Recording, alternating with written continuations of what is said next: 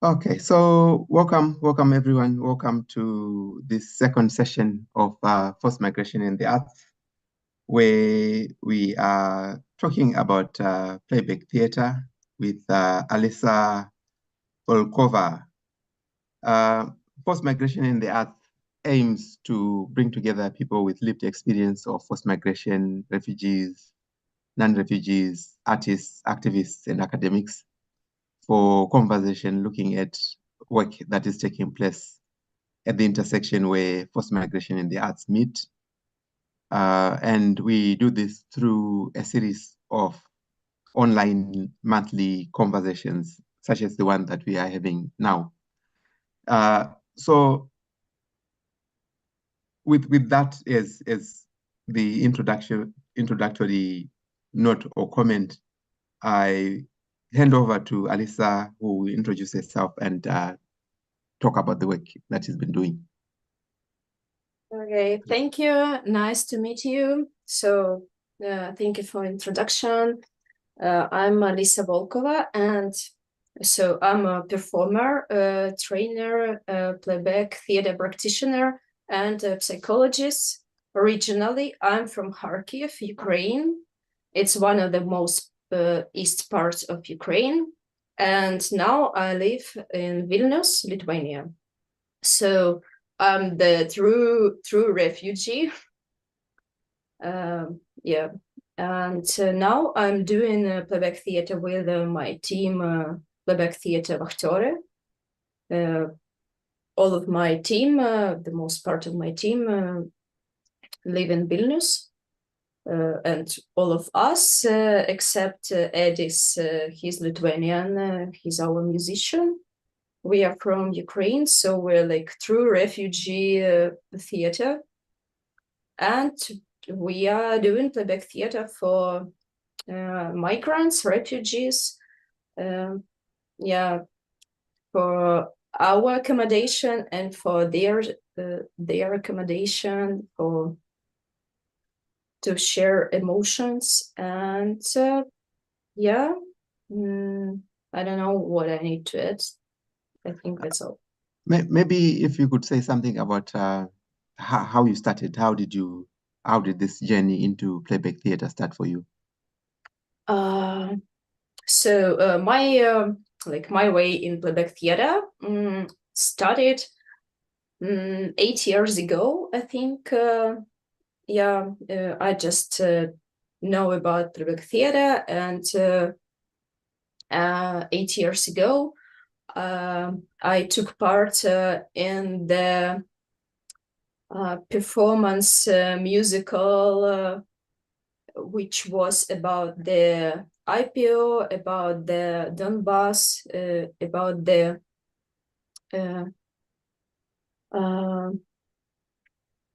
about the war in Ukraine. And after this performance, I met the girl who invited me to join the playback theater, which was on the base of the center, which was organized with the Polish Polska Dopomoga, with the Polish grant. So, and we started like the teenage studio. I was not a teenager, but we started like a teenage studio, and then it became like a playback theater. So we worked with the internally moved people, and then we worked with the victims, and then now we're working with the refugees.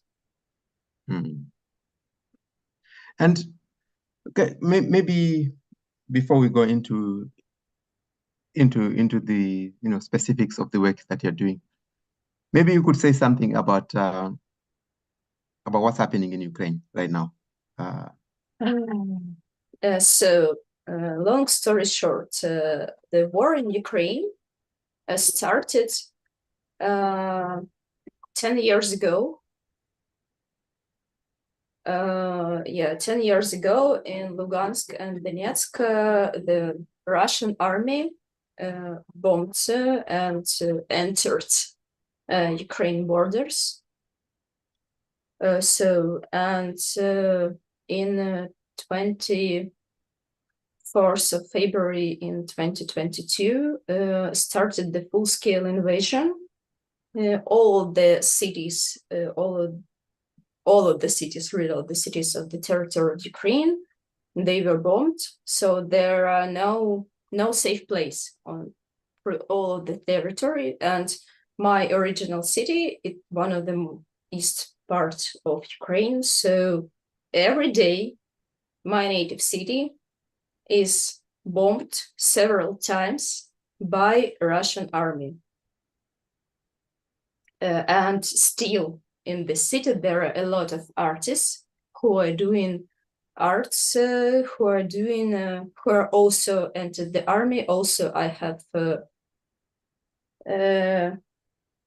died friends, artists who were poets, who were beautiful poets and actors and etc. So, yeah. What do you think is going to happen? How do you think this war is going to end?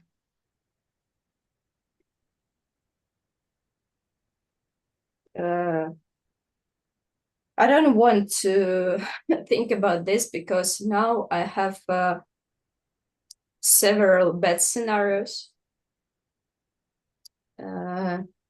about another countries, because Ukraine now, it's like the border, like the stop position for the Europe. So we are just trying to stop this bloody army. So I have like bad scenarios for now. And also when the war like stop, we will have a lot of people with PTSD, a lot of people without some body parts, and also a lot of economy and political questions. So I don't want to think about the things that are gonna be after 1 year or 2 years, because for now I have a lot of questions, a lot of things that I need to do. Mm-hmm. And how are people coping in Ukraine? You know, there are a lot of methods how we can do it. Many people, they're like, in my city, we have think that Kharkiv is like concrete city, because it had like the architecture, like the strong concrete architecture, and the people, they're like made of concrete. And it's like the good things about this and bad things, because if you're made of concrete, you're also can't feel all of the emotions like the true alive person, but also you can stay alive when you're bombed every day. So people make arts, for example. My colleagues, they're doing literature slam at the 1st of June in Kharkiv. So there are arts work and of course a lot of volunteering. Every person that I know in Kharkiv is volunteering, like a little bit or a lot. So yeah, when you can help other people, it's also the healing thing, and it's also about me, because at the first day of the full-scale invasion, I and my theater, we woke up, we were together, we were sleeping together in one house, because we came to Vilnius for 10 days to make 4 performances. So, and we just decided that we can do to heal ourselves, to copy, and to heal other people, we still can do performances.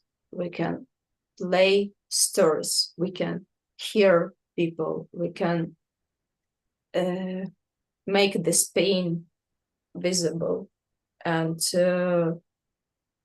make it smaller when you share it and your pain became like, say the name of the pain and it will be smaller, something like this. And of course, one of the important strategies to copy is go to the army. And can you say something more about your theater company? Yeah, I want to share. Can I share? Yeah, screen. Yeah.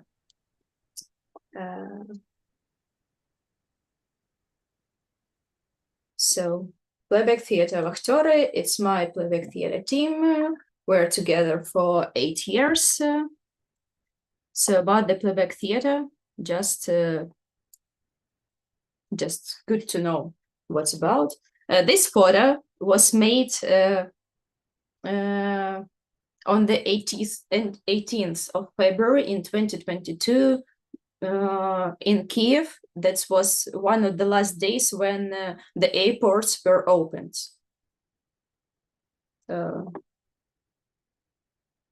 So Playback Theater is a theater of the stories of the audience. And yeah, we are doing the improvisation every time, every performance. You tell stories and we transform them into a play of sounds, movements, senses, emotions. And Playback builds trust, identifies conflicts, and makes a lot of fun, of course. And we also need a lot of fun when there are a lot of pain. And our exercise base is an effective soft skills training program on any topic. So the Playback theater practitioner can be also the facilitator or the project manager. So this is my team. I will not read about all of them. You just can see all of the people.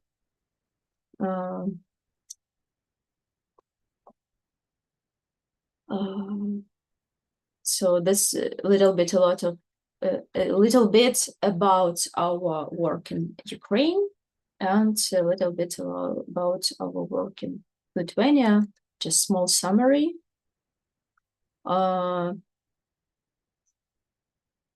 Just about that we started in Arte Center Fragments from the Polish Polska Dopomoga. Then was the Qualt projects. We were working with the victims of domestic violence using Playback theater methods. We also had the huge information company about the domestic violence.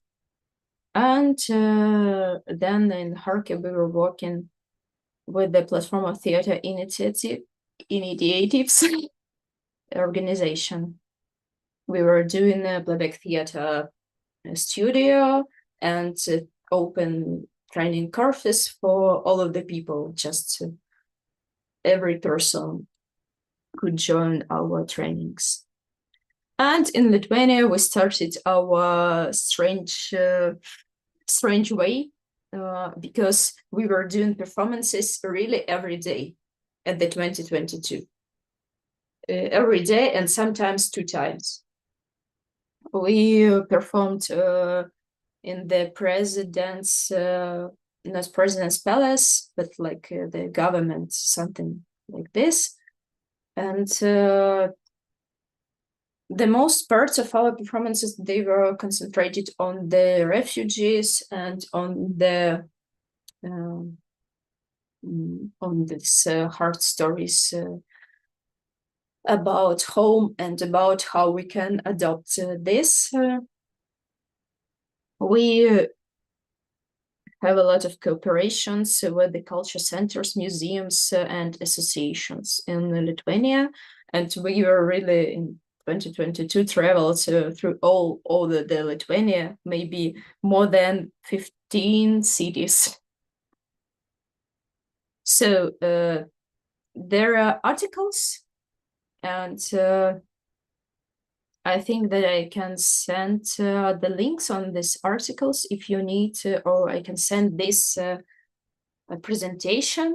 Maybe I think it will be interesting for people who don't know about the playback theater in Baltic countries. Also, in May, my colleagues did the Playback Theatre Baltic School.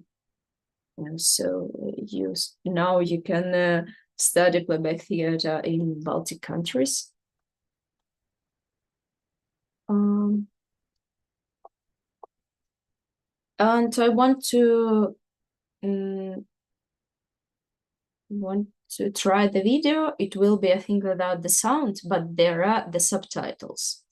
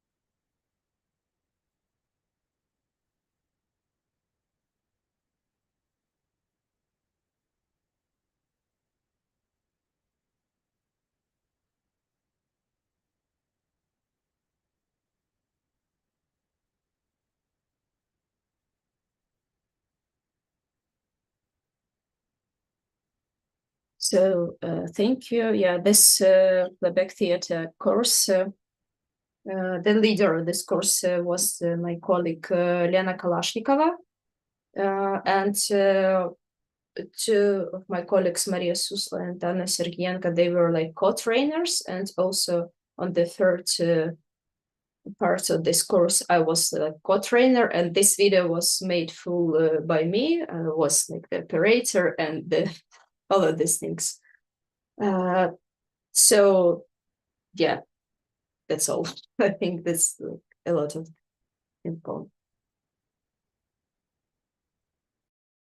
So, just thinking about the slides that you showed, one of the questions that comes to mind is how many people would you say have been displaced by the war, and also where are they?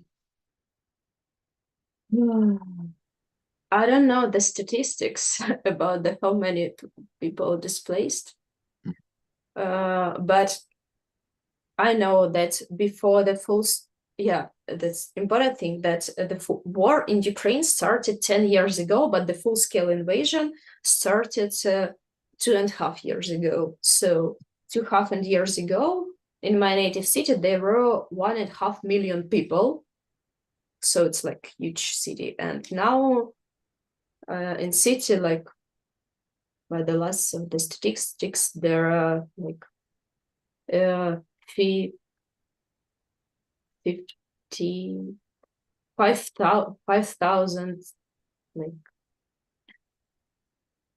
500,000 of people, I think, but I don't know like the precise number.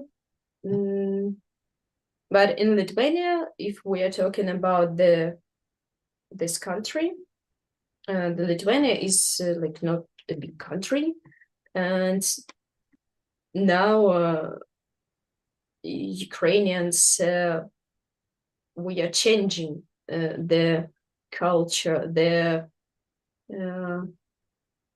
typical being of the Lithuanian people, because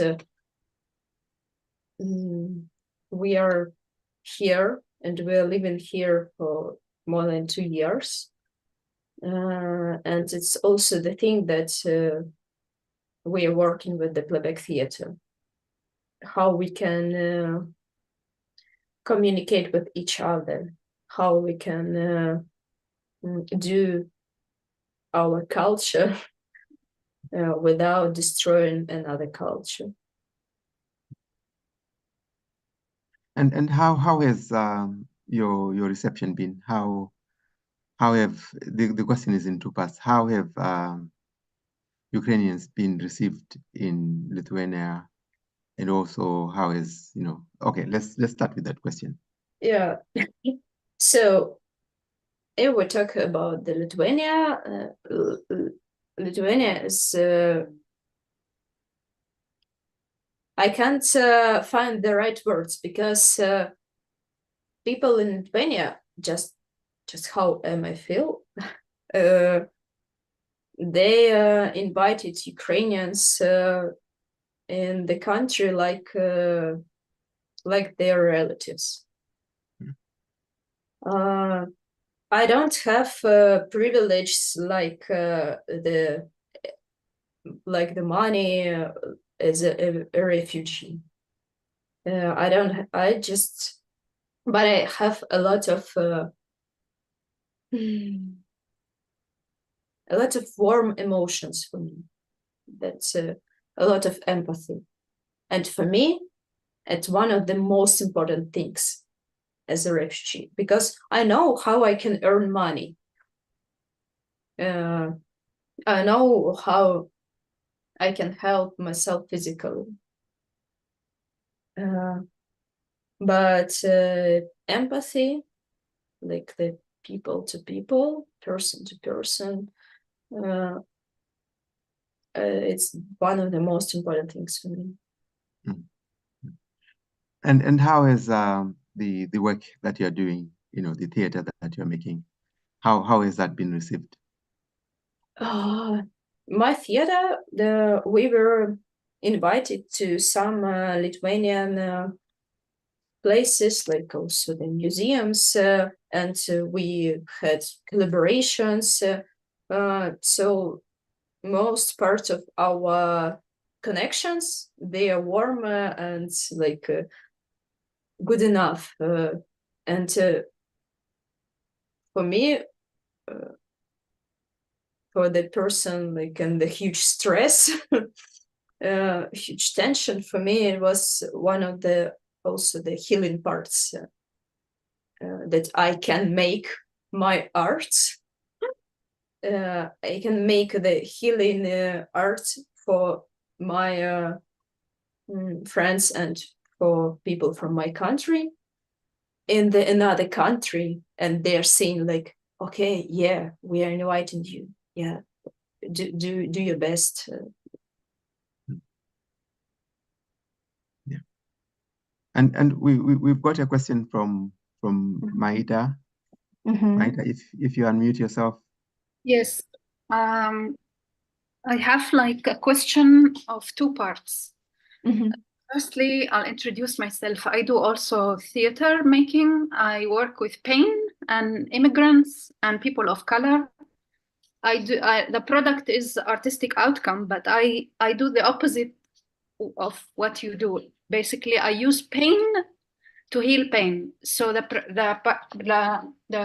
participants usually have the chance to really look into themselves and reveal their pain without talking about it, so they don't feel as penetrated and exposed.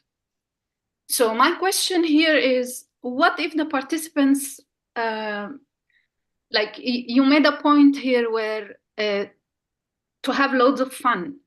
people who come like sometimes from trauma background, or sometimes with condition that exceed the fun part, where they could collapse or have like a flashback? Or how do you deal with this throughout the rehearsals or the procedure you use? And I had another part, sorry, 1 second. And do they have to come from a performative background, or are your calls usually open to people who want to take part? So those two, please. Thank you for these questions. Really, really important questions. Yeah, I will answer first about for the second question. We are inviting all of the people. So our audience is like the people from the street, like the people who just see the advertisement in the Facebook or in the center of, like we have here, the Ukrainian center, Ukrainos Centros. So they're like the just usual people without any performance background. So, and this is also important thing, that you can be the part of the performance without the performance background. And answer about first question. So, first of all, I am, and also all of my team, I don't know if we have trauma about the war, but we have a lot of stress, a lot of hard emotions. And the first thing, like the step back, how we can work with the trauma of the audience, the step back, how we can work with our trauma.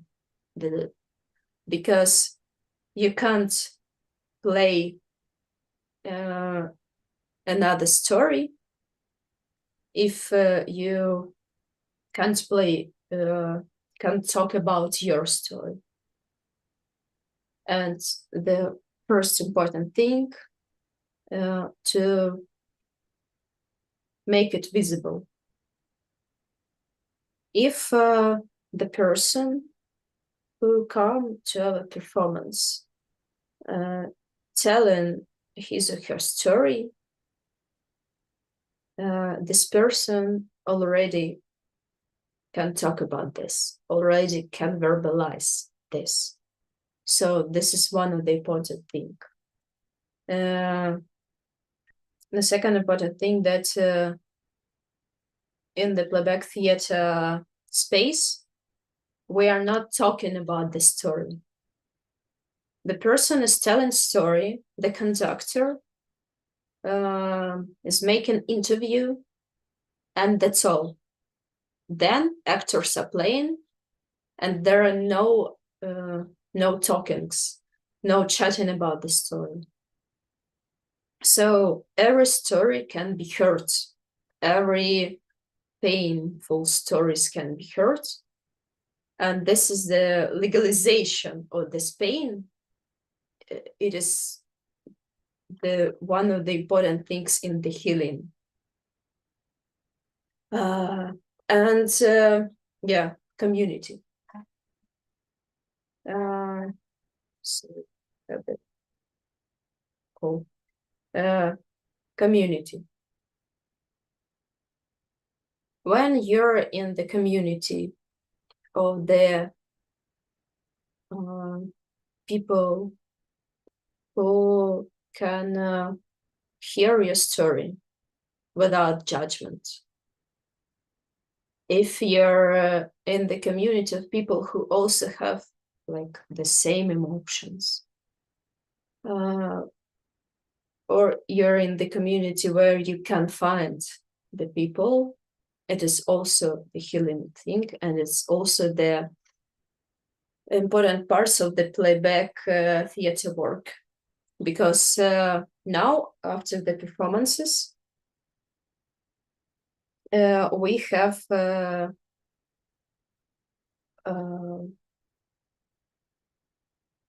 how it's in Ukrainian we say LIthuania, it's like the tea party. So we have like the food and drinks, and we can talk after the performance. So people find the new friends, or people can share another stories. So it's like the person to person, and also sometimes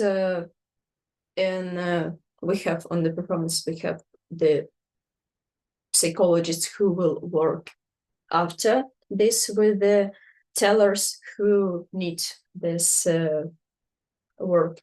And also some my colleagues and we have the psychologist background, and also we can deal with it. So there are a lot of things.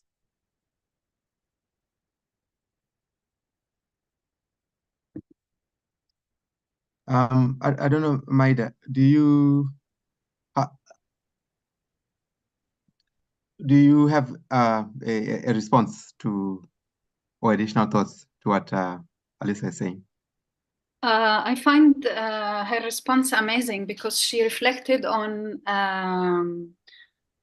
to make the pain visible, and I think in healing is also that's very important in the process, especially when to allow the participants also to reflect on the pain without words, which is used by the traditional therapy methods with healing pain. And with this type of process, it actually really allows the people coming from war zones or like a big trauma to have the liberty and the freedom to reflect on it without describing what they've gone through. So this process also in my eyes is like a very, very different process that has like much more freedom than the traditional like form. So I admire your work. Thank you. Thank you. Does anyone have another question?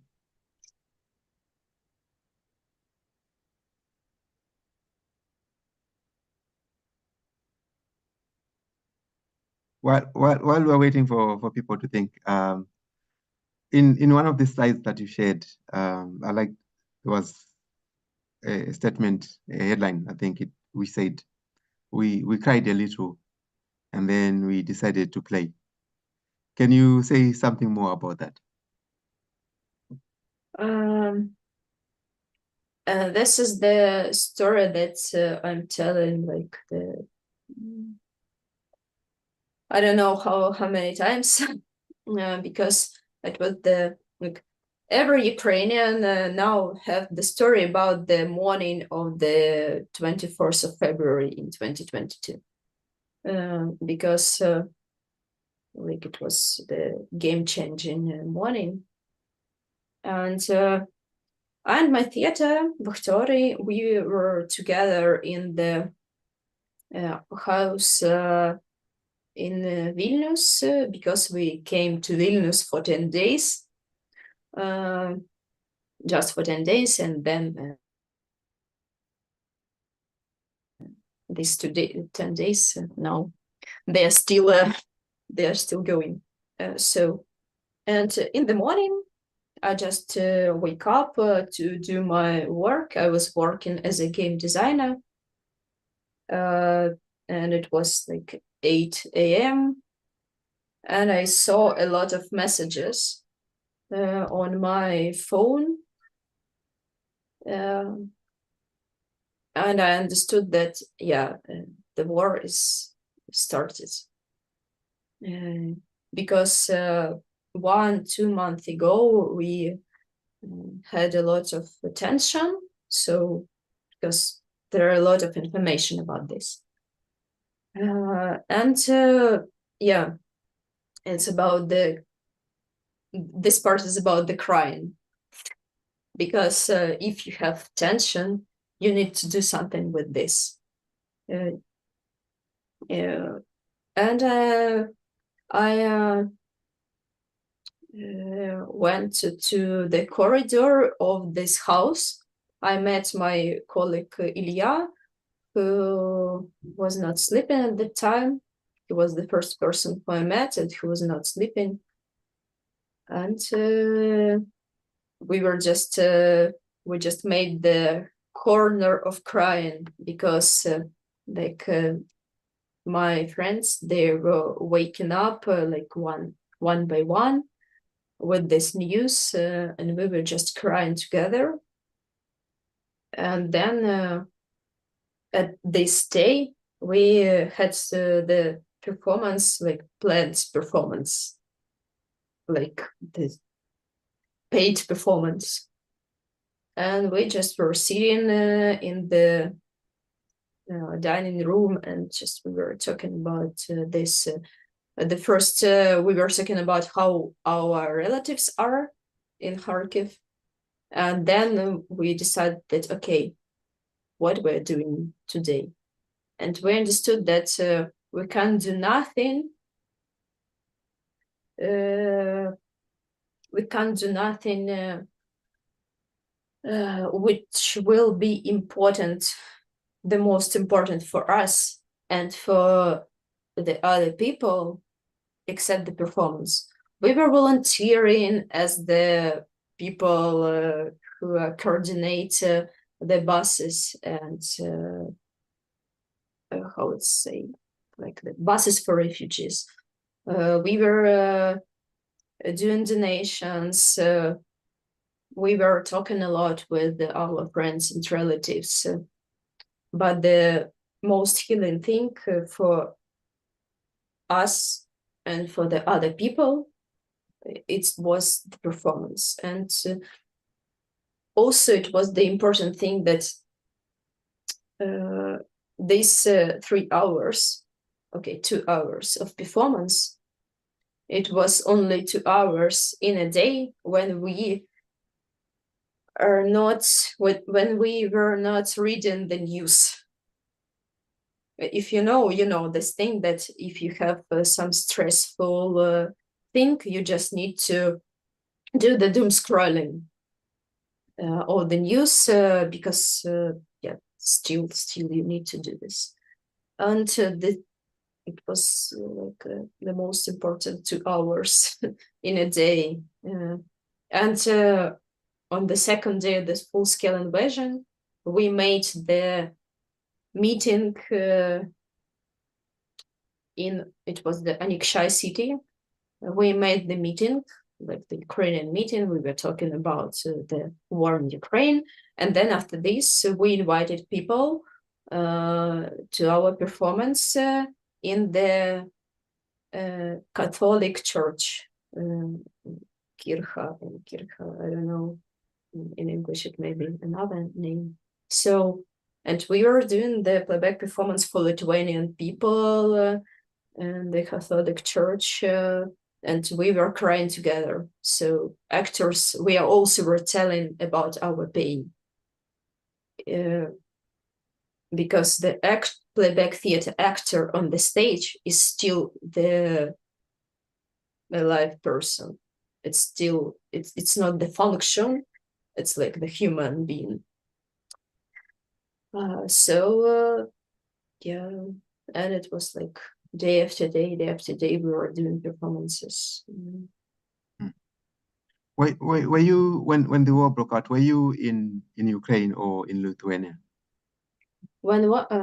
When February, 2 years ago, when that started. So I'm by theater. We were in Lithuania because we came to Lithuania in 18th of February for 10 days, and we were like the back flight in Kiev in the 28th of February. But yeah, we can't back home. So we were in Lithuania, and on the 24th of February, we just woke up and understood that we can't, now we live in Lithuania. Now we are refugees. And it's also the hard feeling that I'm not, I'm it was not the true migration, because when you're preparing for migration, you just need to read something about the country, to know something about the laws in this country. And we just came for 10 days.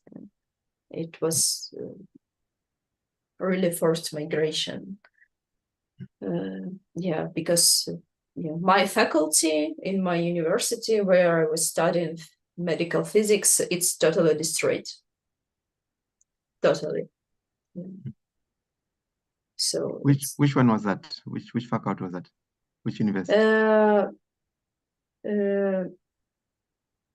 Kharkiv International University, Vasily Nazarovich Karazin, physical technical faculty, medical physics. So I'm a scientist in medical physics by my first master's degree. Yeah, universities, publishings, like the civil structures destroyed. And then there was also a time, during, especially over the past 2 years, where Ukrainian universities were asking students to come back to Ukraine to write exams. Did you have the same experience, or was your university different? I ended my first master's degree in 2016. I just, so it was a lot of years ago. So I just was reading the news about my university. So the universities in Kharkiv, they are working like distance studying, yeah. So in the Google Meet or in the Zoom. So in Kharkiv, only schools, they're working in the metro stations or in the shelters. So in other cities, maybe there is another experience, but in my university, it was like this. And now I'm studying my second master's degree in the psychology, also in Kharkiv. Like it's, I don't know how it's in English, but it's psychology faculty. And I have distance studying. I have exams in Google Meet, but I have practice here in Lithuanian school with the Ukrainian kids. So I also worked with the Ukrainian kids the week ago. And then I'm also asking this question to everyone, where I ask about the situation, how refugees are treated where you are, and around that, specifically, do you notice any difference between the way Lithuania responded to you as Ukrainian refugees and how it is responding to refugees from other countries?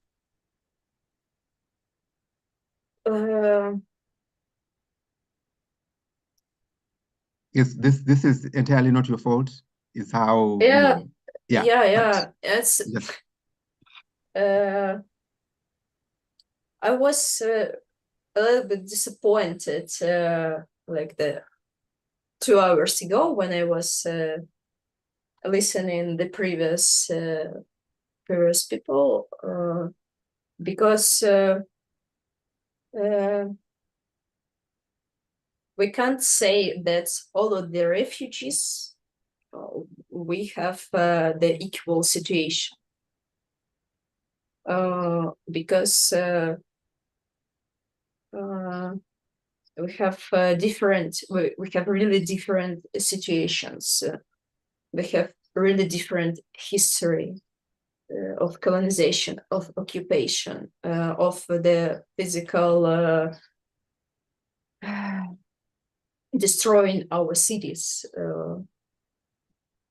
And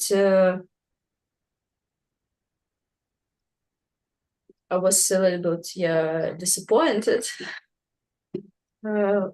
because I was working with the Ukrainian kids like the week ago, and I saw how they are stressed and how they can't talk about this stress because their parents sometimes like the most part of these kids, they have only mother because men can't leave Ukraine. So these kids, they don't have much time, much attention to talk about this pain, to do something with this. When you're 6 or 7 years old, you don't know how to deal with this.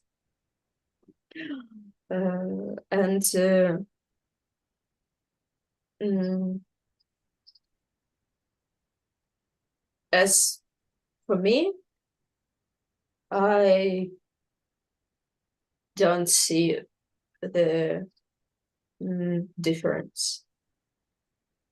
I just see the difference in the personalities. Like I and other Ukrainians were different.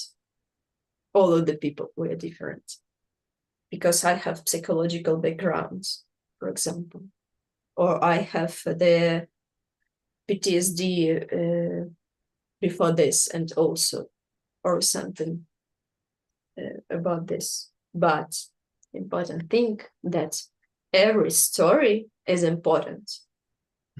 This one of the important things that I understood with the playback theater. Every story needs to be heard. Every story, every pain is important. So on our performances, we had also mothers and kids, children from another countries, not only Ukrainian. And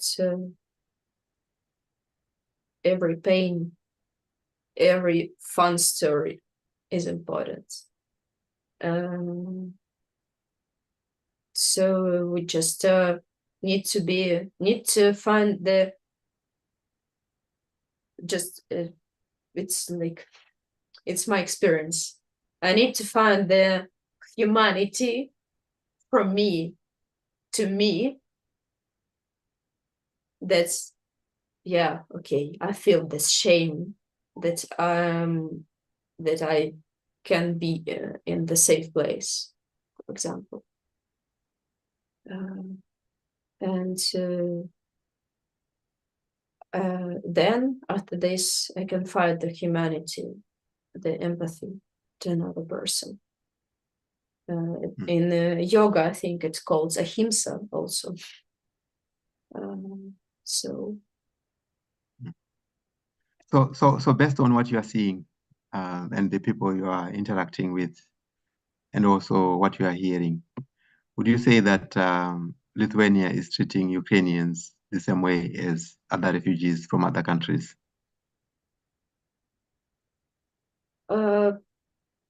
I did not talk much about this with the other refugees.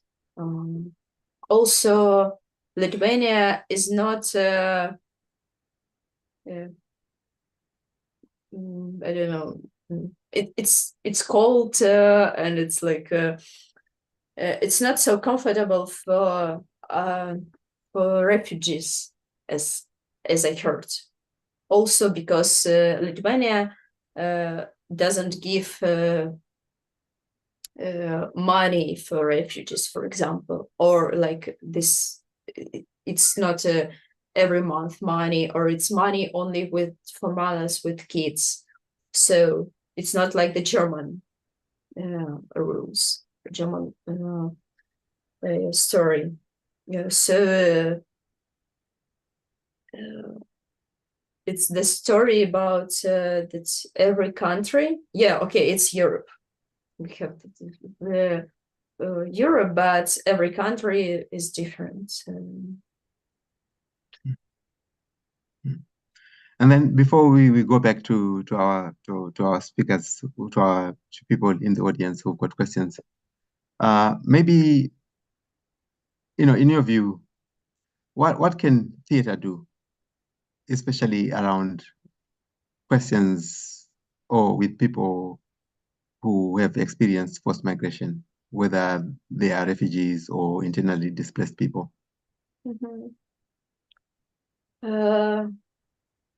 I will not say nothing new. I will say, talk about your story, tell your story, be in the community, meet the people.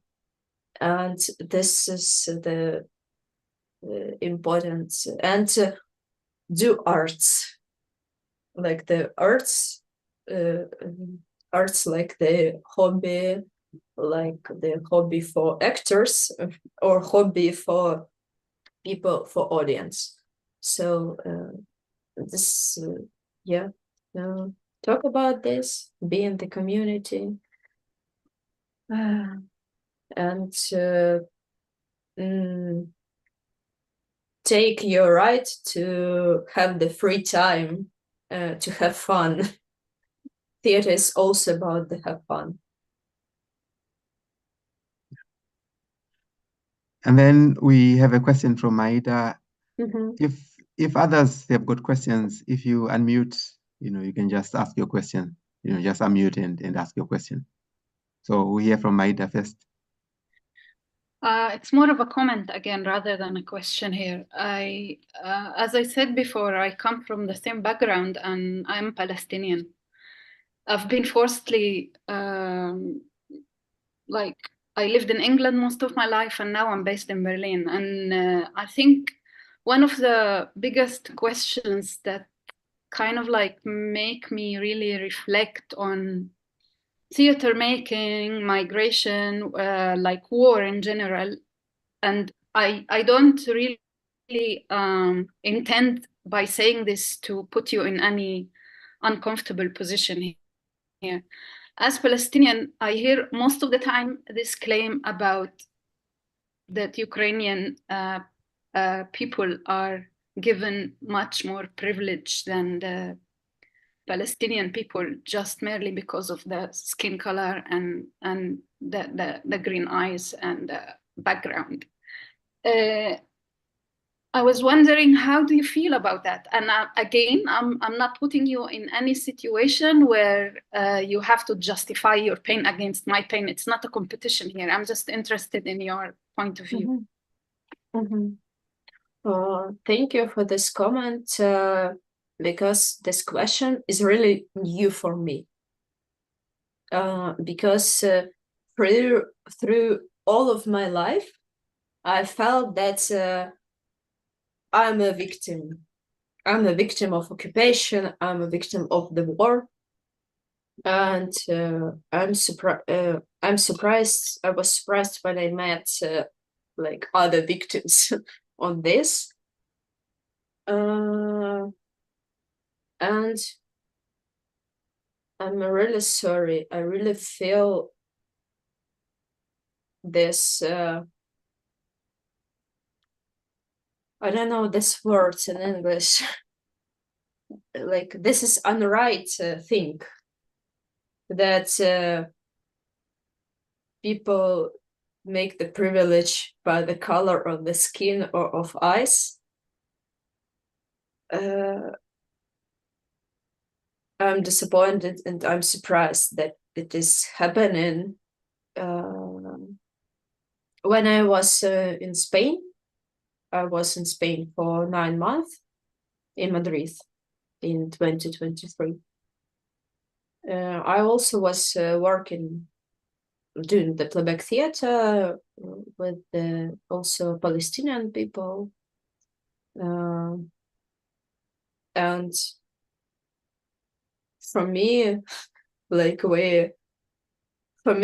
it was the healing thing that I and Bisky, we were talking about our different countries, but about the same pain.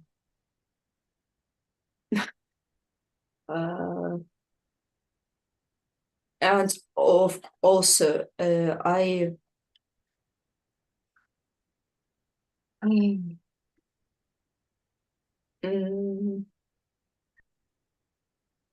in my life experience, I have never met this privilege by the color of the skin. But I think that I just did not put lots of attention on this, because I'm really privileged like a white-skinned woman with the master's degree. I'm privileged with this. I know this. So yeah, thank you for sharing your feelings, because for me it's important to know more stories that are connected with my experience and things that I don't know before this. Thank you. Thank you, Alisa. And thank you also, Maida. And hello, Sade. Hello, good evening. Hello, hi. So Sade is one of the people who we're going to be in conversation with Alisa. Do you want to introduce yourself? Yes. So sorry I can't share my camera only because I only just got an email to join the meeting. I saw the topic and I thought, well, that looks interesting. I wonder who's inviting me. So my name is Sade Fadipe. I am a children's author, but I also write and tell immigration stories. I have a published piece of work which is about forced migration, which has been turned into a stage play. And we're currently looking at how we can develop this work for schools. We have worked with 3 schools so far. But because it's a stage play, the next stage for us is to take it into a theatre. I work with a lady who runs a drama company. Part of what we experience when we go into schools is the fact that whether a child has experienced forced migration or not, it has an impact on children who are indigenes of the United Kingdom. The moment someone steps into a classroom and exhibits child trauma, the class become part of that process. And this is why I'm trying to develop content to help schools and teachers understand that it's not just about the children who come into our school, it's about all the children that are part of that child's life. And so this is part of the work that I want to expand on in Essex, where I am based. So thank you for inviting me, whoever did, but I'm glad to be here. Thank you so much. You got the invite because I think it was last month? You indicated that you'd be interested in speaking as part of this forum. Ah, okay. Yeah. And thank you. I mean, whoever, sent thank you a you. couple of emails as well. I'm glad to be here. I'm glad to be here. Thank you very much. Okay. And then the other question that I'm also asking, which I also asked Alisa, is for you to say something about what is happening around refugees where you are. Well, so I'm based in Chelmsford, which is in Essex. And up until last year, I was directly involved with our new communities in terms of ESOL, helping them with language and, doing a lot of storytelling, just listening to them read, me reading to them to help them develop their English skills. Unfortunately, the stage that the applications are now is the organization that I was working with has now moved on to asylum. So they no longer have that direct input with the children. They're working technically with the adults. But I've also recently joined an organization in Colchester called Community 360. And I'm going to be in touch with Rama. It's an organization in Colchester that works directly with refugee families. So this is work in progress for me.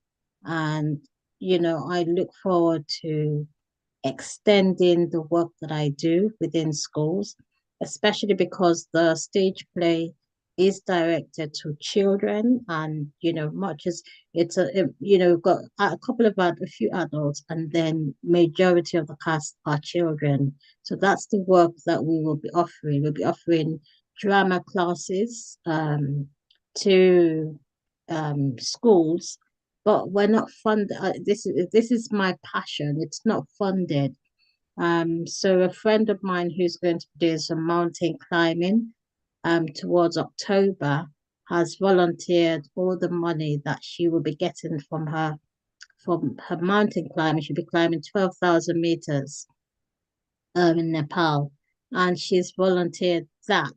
So we're going to use that process as a crowdfunding platform to help us, sort out everything that needs to be sorted out towards December, because the stage play will be in December within a theatre.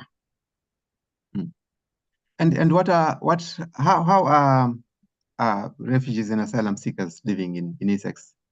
What are the pressures that they are experiencing, and what is causing the pressures?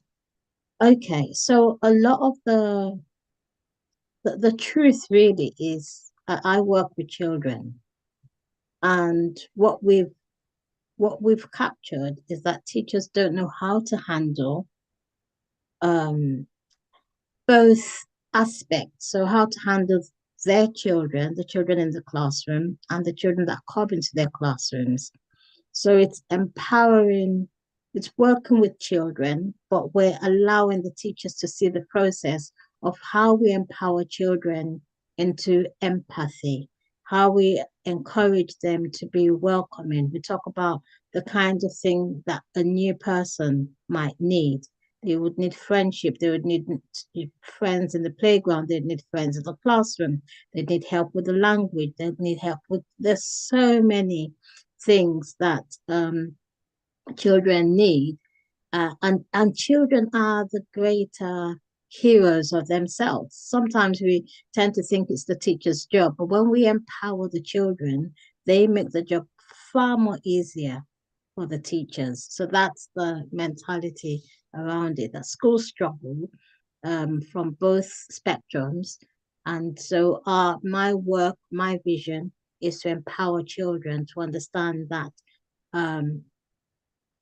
anyone can find themselves where they've left things behind. They've left friends behind. They've left toys behind. They've left, comfort behind. So it's just educating children, soft skills, and helping them understand that these people that come into our classrooms are humans like themselves. And Alisa, do you recognize any elements in what Sade is saying? Yeah, if we talk about kids, like I feel something same. Yeah. Also because the kids throughout the world, they still have like same patterns. So yeah, it's interesting to hear about same things in another country and from another person. Thank you. And also, Sade, you know the play, the novel that is being turned into a play. Can you say something more about it? Okay, so it's called Snowy Joy A Winter Tale of Refuge. And I wrote it because I was born in England. My children were born in England, but at some point we took them to live in Africa. And a few months before we came back, there were some very key things that happened that that made them think about leaving their friends behind. So we went to live in the northern part of Nigeria. 2 months before we came was when the Boko Haram incident happened. The Chibok girls, you may have heard about the Chibok girls. And a week after that, there was a bomb blast close to their school. And so as we drove home, they could see the smoke and, and that was just a couple of months to when we were to return to the UK. And the sense of guilt that they felt was a bit was quite overwhelming because for them they felt guilty that they were leaving their friends behind just because they could come to England, and we struggled with that for months, and they found it hard to settle. But also coming back into England, they then became more aware of children crossing the channels in dinghies. They became more aware of the war in Syria. And then they started to ask questions. And this is what made me think, there must be so many children their age that are asking these same questions. Why don't I turn it into a fiction and help parents have conversations with their children rather than sweeping? Because initially I was just sweeping it under the carpet, not wanting to address it. But why don't we find a way of putting this into fiction and helping parents to have conversations with their children around things that happen in our world that they are currently being sheltered from, or things that are happening to children, and they can then see themselves in that situation.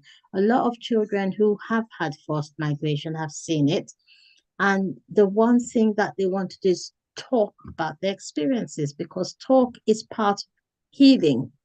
So getting children to talk about their experiences, whether they've had to leave a loved one behind, whether they're child migrants that have come on their own, whether they've come with family, whatever it is. So within the book, I capture a set of twins who leave their parents behind, who have to leave their parents behind, and then also have a baby brother, and then not realizing that actually their baby brother has also come along for safety purposes. And so the reunion at the end of it, and the children that were here, them being determined to change things, to have a changed approach about destruction, about war, and how they themselves can be part of making their world better. So that's the genesis of the story itself. Thank you. Thank you. And I've got a question for Maida. Maida, what's happening in Germany around Palestinian refugee reception?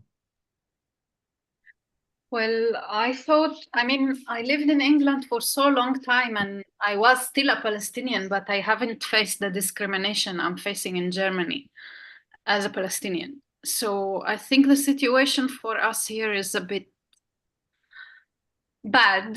Like the demonstrations are tackled with loads of violence here also with the police. It's also hard to express our pain. It's hard to find sympathy because it's clearly like very sharp pro-Israeli approach with everything. So it's tough. I mean, I can't go home to Palestine. I can't see my family, but at the same time, we can't express ourselves. So it's very tough. Yeah. So the only way for us to kind of feel each other's is those like performances, art.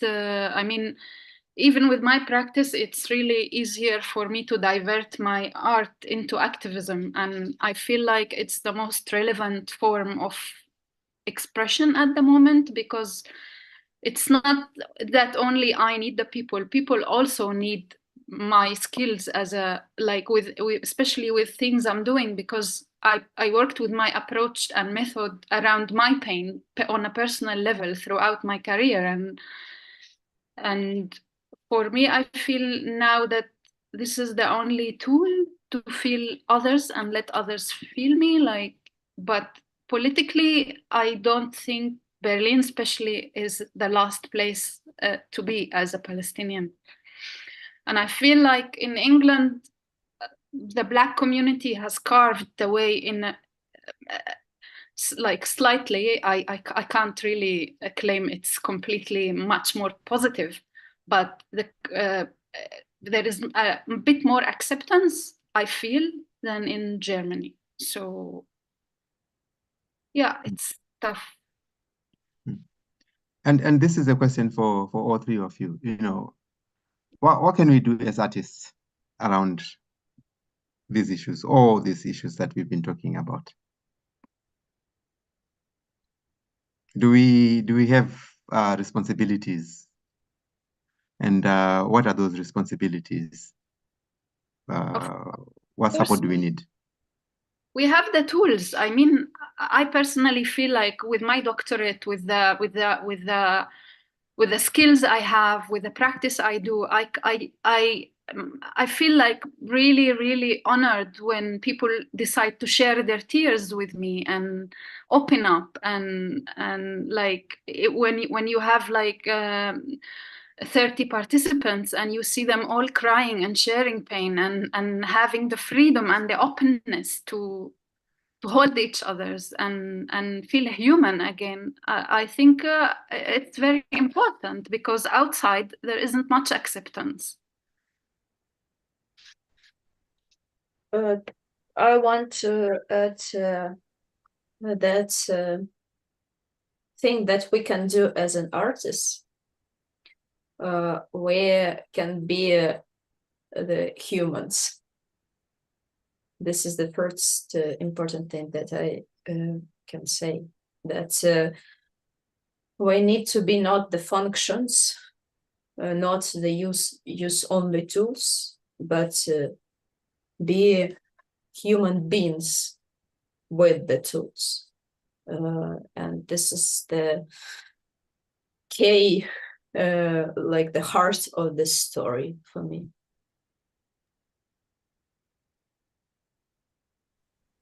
I think the humanity that binds us is the most significant tool that we can leverage on, and empathy. Specifically when we talk about the creative arts, anything that speaks, because if we're silent about these conversations, then the powers that be will continue to do what they do to create these kind of situations that put people's lives in danger.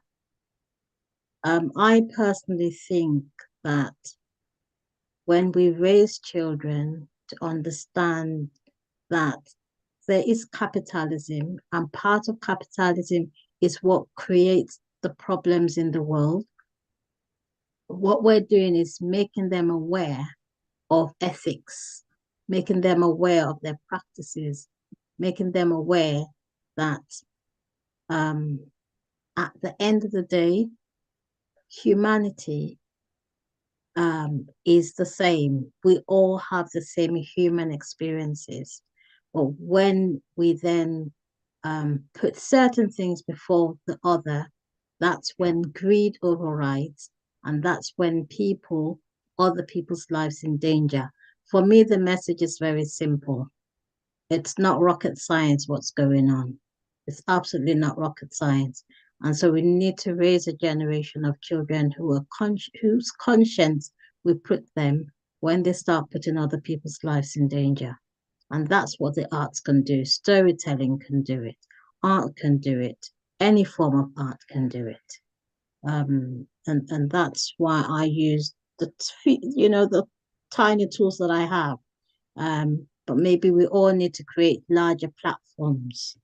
Maybe the platforms need to be larger so that we're addressing more people, we're addressing the right people, we're being strategic about the missions that are ahead of us. And then this is going to be my penultimate question. In all that we've said and talked about, is there anything that you would like to add or emphasize?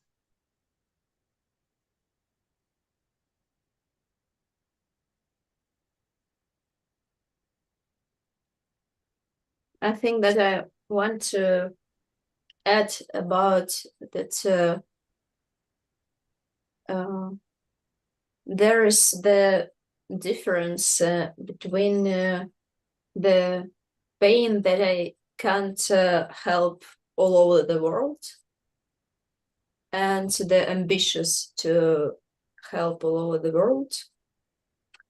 And I really wanted to think that sometimes we need to help the helpers. So yeah, I wanted that we need to be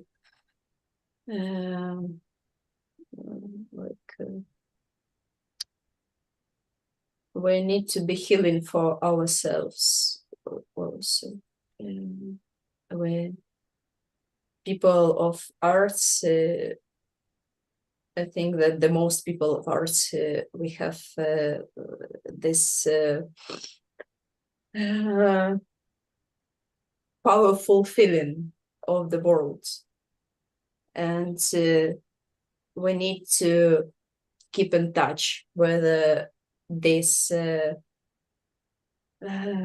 with this in ourselves. It's our power, and it's our also thin parts, and yeah. So this that I wanted. Thank you. Yeah. How about you, Sade? Yeah, I agree with what Alisa said, that, that the power that we have as humans is what we have. And, when we work together, we become stronger. So yeah, maybe we need to find a way of working together, find a way of showcasing what we do to make our voice louder. And just not give up. We have that one message, about what we believe. Our beliefs are the same. Everyone should feel safe within their domain, within their regions, within their countries, within it's appalling. It's appalling what's going on in the world. And one of the questions, when I am asked about migration, I say the world has always migrated. We've always migrated. Human beings have always been on the move, but we haven't always been forced to be on the move. And that's the difference. And that's where the pain is. How about you, Maida? In all that has been said, in all that you've heard, are there things that you'd like to stress, emphasize, add? I don't know. I find it harder. Like for the last period, I've always been passionate and hopeful about my career and the path I've chosen, and like to help myself and touch others. And this crisis and the genocide in Palestine has just made me lose a bit of hope, especially in the academia and the art institutions in general, because I don't feel those institutions want to accommodate the different talk. So I do agree that the personal is political, so I'm just trying to find my own voice, doing what I do individually and separately from an umbrella. It's tough, but as I said before, the reaction from the people compensates most of it. Thank you. And this is my final question, which also, picks on what Maida is saying. And this is for the three of you. What are your hopes?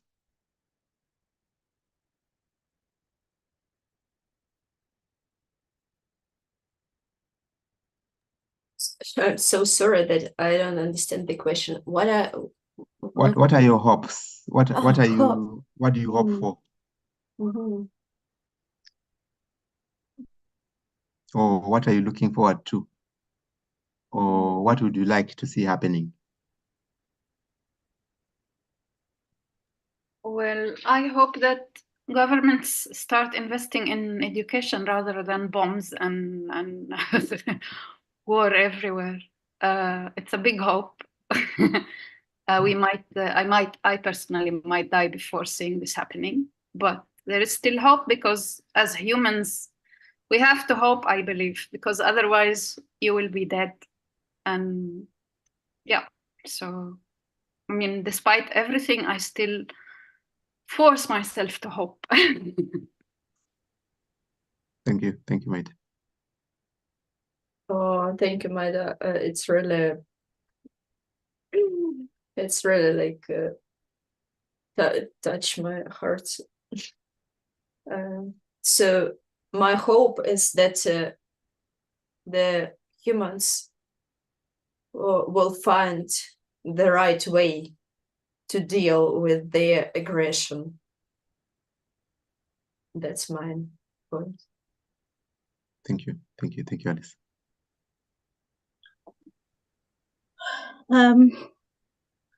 Thank you, Maida. Hope is the one thing that we need. Because as you say, without hope, it's hard to carry on. There's got to be an element, there's got to be something that keeps humans going, that ensures they don't give up, even in the midst of the trauma, in the midst of the bombs and buildings collapsing, and when things happen, there has to be that element of hope that humans hold on to. So that's the basic. On another level, I agree with what both Alisa and Maida have said. We need the investments to change. We need the capitalists to understand that humans are important beyond their purses. We just need a change of heart. It's wickedness, pure wickedness in the heart of man. Thank you, Sade. And also thank you, Alisa, and thank you, Maida. This brings this session to an end. The next session is taking place in half an hour, where we are meeting Camilla Reeve and also Jennifer Langa, who are poets and publishers. And we are going to be looking at the work that they've been doing with refugee poets, the publishing that they've been doing. You are all welcome to join us. That session starts in about half an hour. So on that note, I say thank you, and hopefully see you again next time. Thank you very much. Thank you. Thank you very much. Thank you.